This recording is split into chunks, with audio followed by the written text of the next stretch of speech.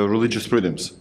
So you're a big advocate of freedoms itself and the First Amendment and the religious freedom as well. Yeah, sure. Do you have a religious freedom here? For instance, let's say my kid wants to go to school and I don't want him to get vaccinated. Mm-hmm. Can we get a religious exemption for him not to get vaccinated? Because let's say my religion says we're not going to do it because of the ingredients in the vaccine. In California? California. No. Okay. Other states? Yes. How many of them out of 50? Out of 50 states, how many states? Okay, so I think it's still currently at this time because I'm sure you saw, hold on, can we just look it up? Yeah, sure. It's actually New York, California, obviously Louisiana. Oregon? Well, there were, okay, so how many states, religious exemptions, vaccines, school? Or I would say don't allow. Do not allow. Let's see here. So California, Mississippi, interesting, West Virginia, and then all the other states offer some form of religious exemption. But there's religious and there's personal beliefs, right? Because religious is like specific when they expanded it. So people were doing religious exemptions because they're Jewish or they're Muslim or they're Catholic or Christian, whatever it is. And then, well, they're like, okay, we're going to expand not just no religious beliefs, no personal beliefs. Because there's some people who are not religious, but they have personal beliefs that, just spiritual beliefs that they're not going to vaccinate, put poisons or toxins in their bodies. Allegedly poison, YouTube. Allegedly poison. This is not poison. You take it. No, artificial chemicals, okay, in their children's bodies. Heavy metals, aluminum. Adjuvants. I would just like to say, we could just stop here very quickly. I would like everybody to know that the vaccine debate ends with this question. If anybody's listening, just record this right now. And you'll see that the data shows that most of the children and families, the most are the firstborn child, because then the parent gets scared or starts to learn about the vaccines and the diseases that they allegedly, are responsive to.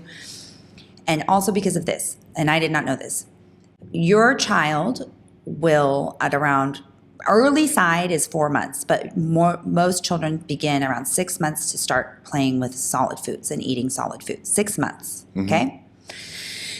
When your child, and you go to your pediatrician for his or her checkup at 6 months, and your doctor, pediatrician starts to talk to you about solids, they're going to say, great, little Susie is ready to start playing with, start trying to eat solids.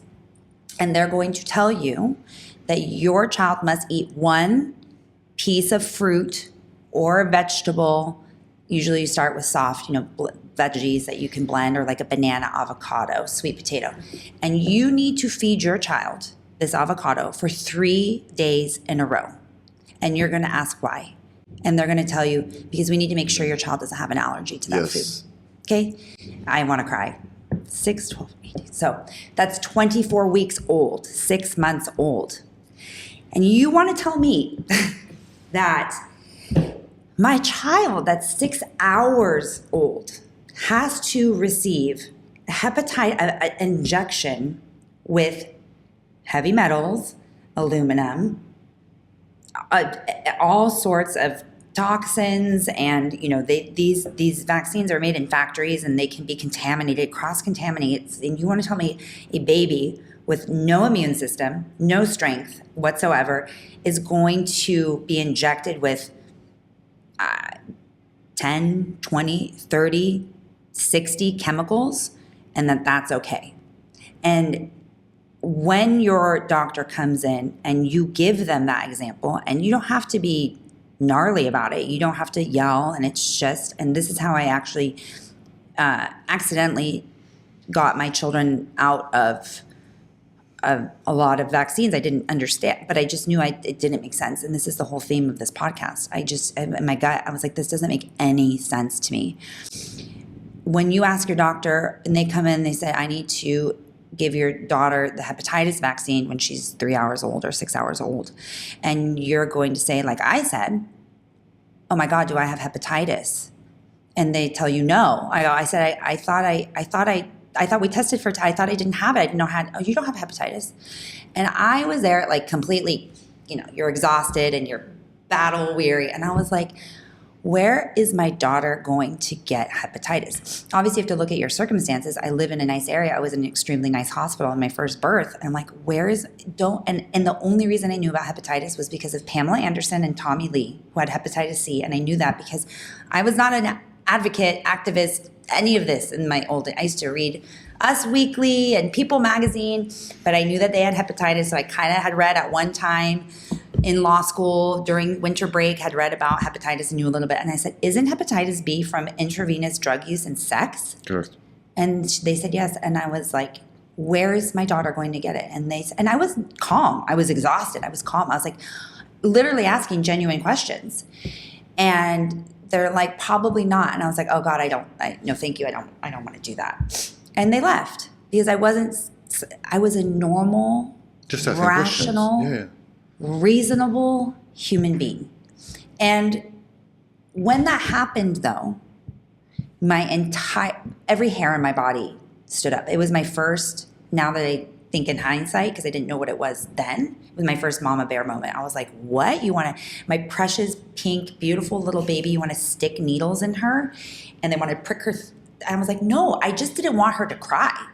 And then everything that they said didn't make any sense to me. I'm like, I don't need any of this. I don't need any of this. And I just was like, I just don't want her to cry. I just want her to sleep with me. I don't want you to take her out of the room. And I just wanted to be a mom. I just wanted to have my baby.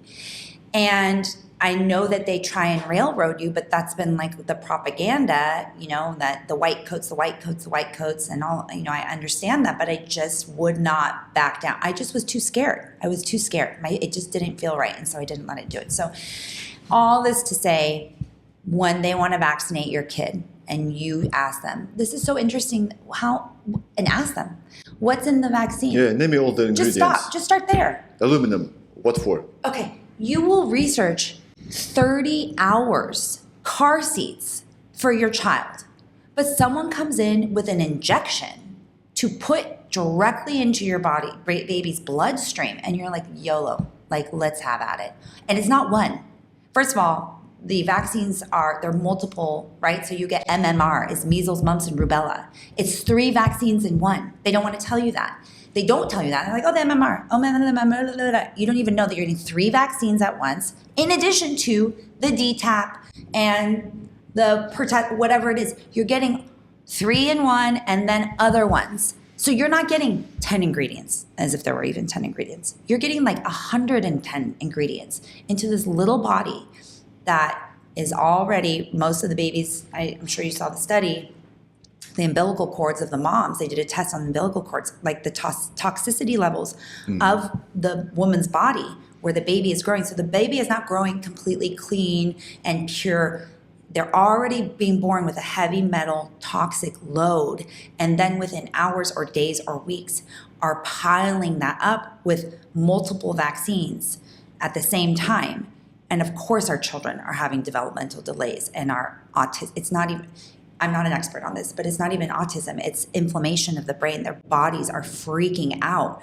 They have sensory issues and they're banging their heads against the wall and they can't stop crying, not because of colic, because they're in pain and their brain is inflamed and their whole bodies are inflamed and they can't tell you, and you keep pumping them full of chemicals. Like, that's the reality of vaccines. But you don't have to be an expert to look at the statistics since 1980 something, right? One in 33? Right.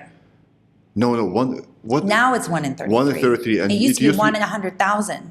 And now it's 1 in 33. You literally, if I were having kids, that would be very alarming to me.